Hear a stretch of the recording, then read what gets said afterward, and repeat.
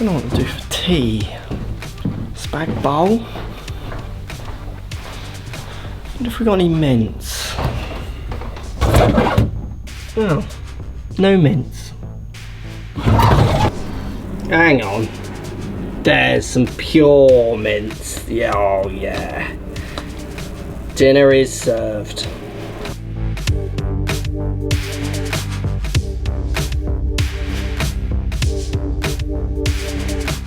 Let's take a look at Mince's golf swing, shall we? The Leicester. So it starts here with his numbers. Should we have a look at his numbers to kick us off?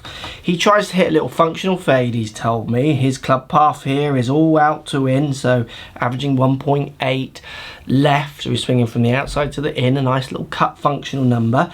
You can see his face is averaging 2 open to that 1.8, so it's going to be a slight push cut in theory subject to his strike.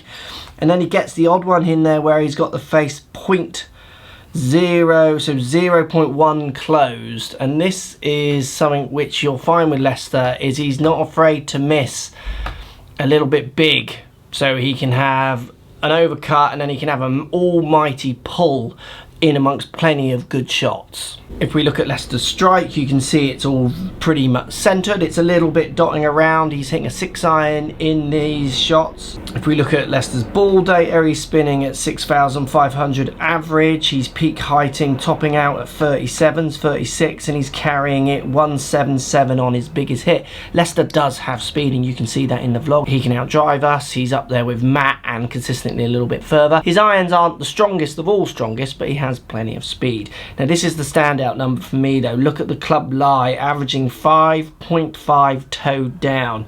So he is a very high handle delivering player. He's hitting 4 down, launching 18.5, spinning at 6.3. He's a slightly high spinner. So he'll always be on the number to slightly above, so it's a 7-iron, 7,000 to 7.5 would be his general number. But his toe down delivery is where I think his inconsistencies come from. Will we change that? Don't know. Should we have a look at the action and see where it actually happens? So if we look at Leicester's action, we do see a bit of a strong grip in here. So we do see hands wanting to be turned round to his right as he looks down slightly. Not a huge problem. You see it's quite common in lots of good golfers, to be honest.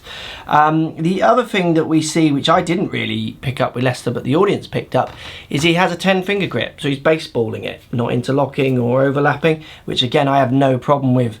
If he chooses to hit a baseball grip and has the control he has, not a problem. Remember, he's a scratch golfer. He's doing a lot of things right. Now, if we move into Leicester's swing, what I love about Leicester's swing is it's very free. Like, he's not the most coached golfer on the planet, which is some of his skills that he brings to the game, I think, are in the freeness that he brings. Now, if we look, first parallel from this stage, we see the grip take its effect. So we start seeing one in it to try and turn that face a little bit too much down to the ground. Not loads, but it's starting to turn. We see the club want to get behind his hands quite early as well. Again, not any issue with that at all. But you start to see the breakdown in some of the kind of traditional kind of checkpoints that your classic swingers will go with. And this is what makes Leicester's swing so free and easy. Now, this is an interesting angle as he sets the club back. We're going to come back to the top of his backswing in a second, but as he starts down, you're going to see he starts setting the club down on a very different angle to what he set it back on.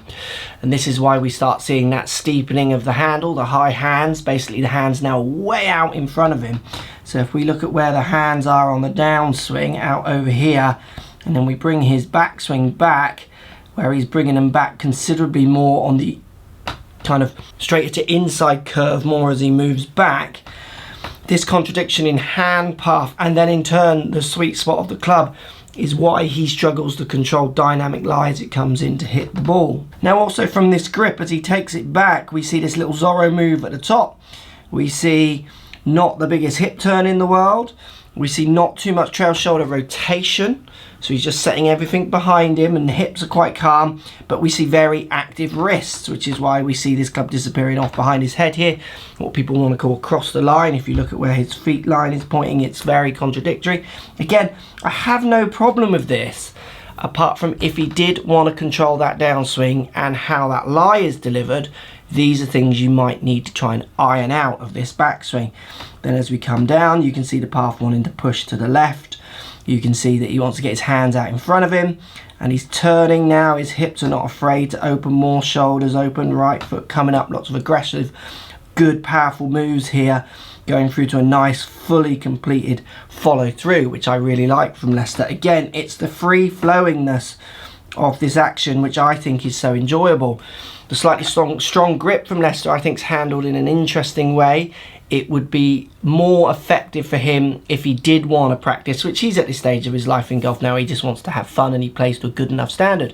But if you got Leicester as a younger player really hungry to improve, playing with his dynamic lie would have been something I'd have really wanted to get stuck into, because the problem is when you can't control dynamic lie, certainly high handles, the general pattern, and I mean general because there's lots of people who can play with it, there's some world class who can play with it, the misses are a bit both ways, which is what we see with Leicester, and they can be aggressive.